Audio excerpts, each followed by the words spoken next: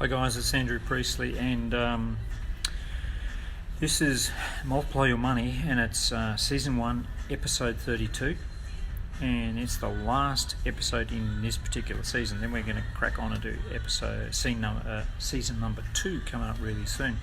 Okay, this is what we've been covering. I've been reading off a book called The Money Chimp, and How to Spend Less, Save More, and Get Out of Debt a Lot Faster. And I've really sort of gone through, if you're following the book, I've really gone through section 1 or part 1 of the book, right, where I'm doing all the setup. So season 2 is going to be a lot more on what are the actual money managing skills. So I sort of just set the tone for it, giving you a bit of a stage setting. But basically, I made the points about two types of people. You've got spenders and investors. Spenders spend more than they earn, and I'm just going to pop it there so I don't have to hold it. There we go, that's better. So spenders spend more than they earn, okay, and investors spend less than they earn, and they invest the rest, right? They invest.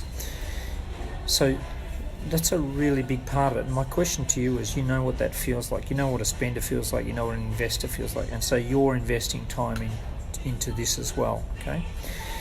Second thing, I talked to you about the 3 big ideas, which is spend less than you earn, plan for the future, and make your money make more money. Those are the 3 big ideas that I got from researching over 140 books and doing 40 courses and looking at hundreds of websites. Okay, those are 3 key ideas, and we're going to dig into those in season 2.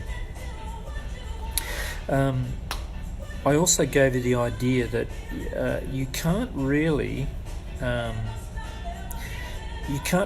get your head around money until you get an idea of what you actually currently spend your money on. And so I gave you this idea of getting a plastic bag and collecting receipts.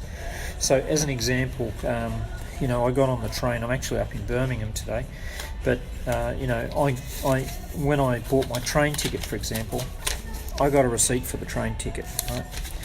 And I got train tickets, okay? And so if I buy a coffee, I'll get a receipt for that. If I buy lunch, I'll get a receipt for that. And when I get home, I'm going to put those receipts into a plastic bag labelled this month, right? And at the end of the month, what I'm going to do is I'm going to print out my statements, and I'm going to look at the receipts, and I'm going to reconcile them. So I'm going to actually check off my credit card statement and banking statements against the receipts, okay? And back on the start of this month, I actually advise you to get a plastic bag and to start getting receipts for everything, because I'm trying to get you to warm up to when we get into season 2, because I'm going to get you to really doing this, okay? Where you're really leaning into this and doing this activity. Now here's the thing, there's no point you watching these videos if you don't do this.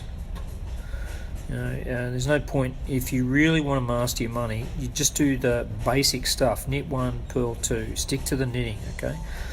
Because you want to, even if you drop this later, right, I want you to get a sense that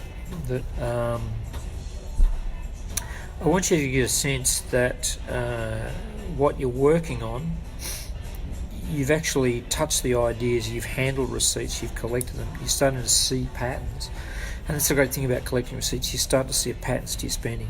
Plus, we're going to go into more detail later on, because I'm going to get you to go analyse your bank statements, and you're going to be pulling out, what do I spend monthly, what do I spend quarterly, what do I spend annually, so you start to get a profile of what your overheads are per annum, okay? And from that we can build. Now, one of the big savings goals I talked about in season 1 was, I talked about the idea that you save at least 10% of your income in the first quarter, then you go save 11% in the next quarter, 12% in the next quarter after that, but you're saving at least 10% to start with, and that you work out what your overheads are, and you've got at least 3 to 6 months worth of overheads in cash. Okay, so currently right now I have 12 months worth of overheads in cash in the business. So I know that I'm covered for at least the next 12 months, right? But if you can't get 3 months, get 1 month, then build 2, then 3. It might take you time to do it, but build it up so that you've got that liquidity cushion, or that financial buffer. That's what you're looking for. Okay, it's really important that you do this. Otherwise, you're not learning anything. You won't be taking anything away from it. So today was a little bit of just a recap of what we've done in season 1. Those are the big takeaways. Those are the ones. Now, incidentally, the people who've actually done these things that I've suggested, they're coming back to me and they're saying, "Gee, I got a great result. I'm already getting a great result from listening to this podcast." Okay, and by watching the videos and being in the group. And what I would love is I would love you to actually go out and invite friends. Say, "Here's the link. Go and have a look at this." Really share this idea, because I'm already starting to get a sense from people that this is starting to change their life. Okay, and as you can see, you go, "Well, Andrew, it's really repetitive. I'm constantly looking at you all the time. You just keep going over and over stuff." That's how it works. You've just got to keep hearing it over and over till it just gets into your system, right? I toyed with the idea of just giving one idea, one session, but you know what? I'm basing us on emails I get from people, and you know what? We've got to revisit the idea, drill the idea, drill it. And then I'm starting to see emails from people who say, "Wow, my life's changing, for the better." I was chatting with a mate of mine the other day who's been following these, who joined Multiply Your Money, the group, and has been watching all the videos on Facebook and on YouTube, and listening to the podcast on Spotify as well, Multiply Your Money. And he said, "I'm really starting to get this is actually easy. It's a lot easier than I imagined. I was frightened that this was going to be really hard, but it's actually not." And he said, "I'm starting to get into the rhythm of it." Okay, that's where we're going with this. And as always, if you like what you're hearing, please subscribe. Please invite people, and importantly, if you're really getting benefit from this, can you donate something to Clear Sky Children's Charity? Okay, I'll put the link in this one later. But if you're getting benefit, then donate something to Clear Sky Children's Charity. It does what it says on the tin. It provides care for children who've suffered a trauma.